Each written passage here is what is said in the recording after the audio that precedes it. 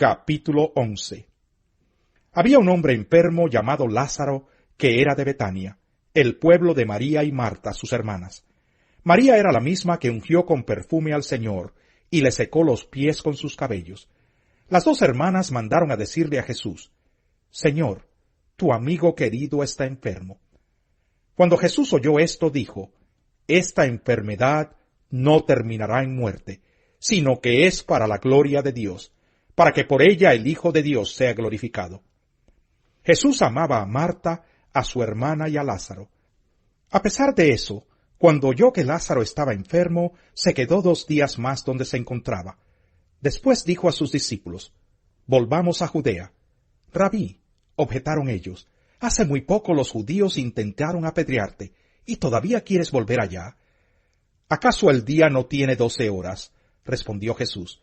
El que anda de día no tropieza, porque tiene la luz de este mundo, pero el que anda de noche sí tropieza, porque no tiene luz. Dicho esto, añadió: Nuestro amigo Lázaro duerme, pero voy a despertarlo.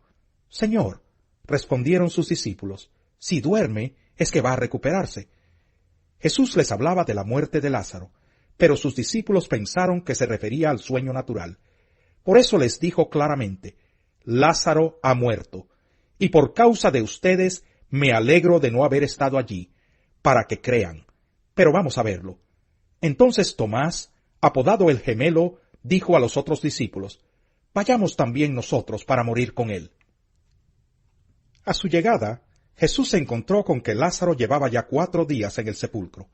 Betania estaba cerca de Jerusalén, como a 3 kilómetros de distancia, y muchos judíos habían ido a casa de Marta y de María a darles el pésame por la muerte de su hermano. Cuando Marta supo que Jesús llegaba, fue a su encuentro, pero María se quedó en la casa. Señor, le dijo Marta a Jesús, si hubieras estado aquí, mi hermano no habría muerto, pero yo sé que aún ahora Dios te dará todo lo que le pidas. Tu hermano resucitará, le dijo Jesús.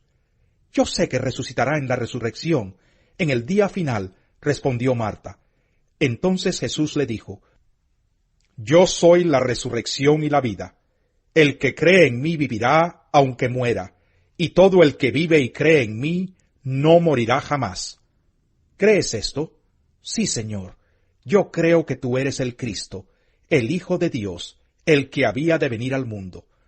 Dicho esto, Marta regresó a la casa y llamando a su hermana María le dijo en privado: El maestro está aquí y te llama. Cuando María oyó esto, se levantó rápidamente y fue a su encuentro. Jesús aún no había entrado en el pueblo, sino que todavía estaba en el lugar donde Marta se había encontrado con él. Los judíos que habían estado con María en la casa dándole el pésame, al ver que se había levantado y había salido deprisa, la siguieron, pensando que iba al sepulcro a llorar. Cuando María llegó donde estaba Jesús y lo vio, se arrojó a sus pies y le dijo: Señor, si hubieras estado aquí, mi hermano no habría muerto. Al ver llorar a María y a los judíos que la habían acompañado, Jesús se turbó y se conmovió profundamente. ¿Dónde lo han puesto?, preguntó. Ven a verlo, Señor, le respondieron. Jesús lloró. Miren cuánto lo quería, dijeron los judíos. Pero algunos de ellos comentaban: Este que le abrió los ojos al ciego no podría haber impedido que Lázaro muriera.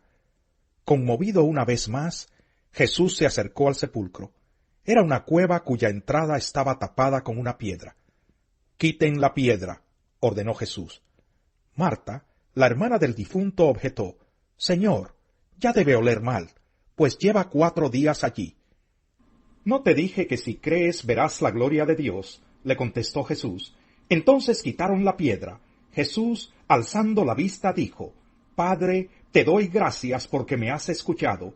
Ya sabía yo que siempre me escuchas, pero lo dije por la gente que está aquí presente, para que crean que tú me enviaste.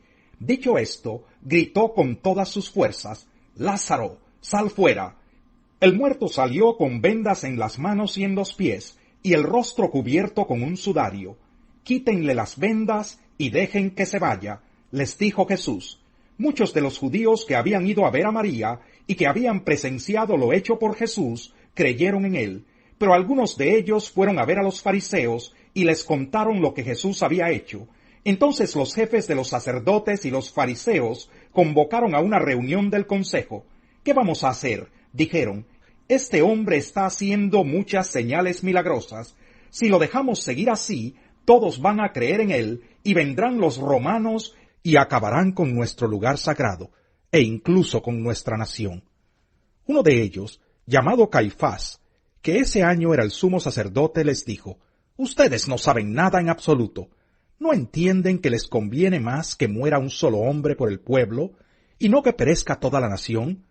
Pero esto no lo dijo por su propia cuenta, sino que como era sumo sacerdote ese año, profetizó que Jesús moriría por la nación judía, y no sólo por esa nación, sino también por los hijos de Dios que estaban dispersos, para congregarlos y unificarlos.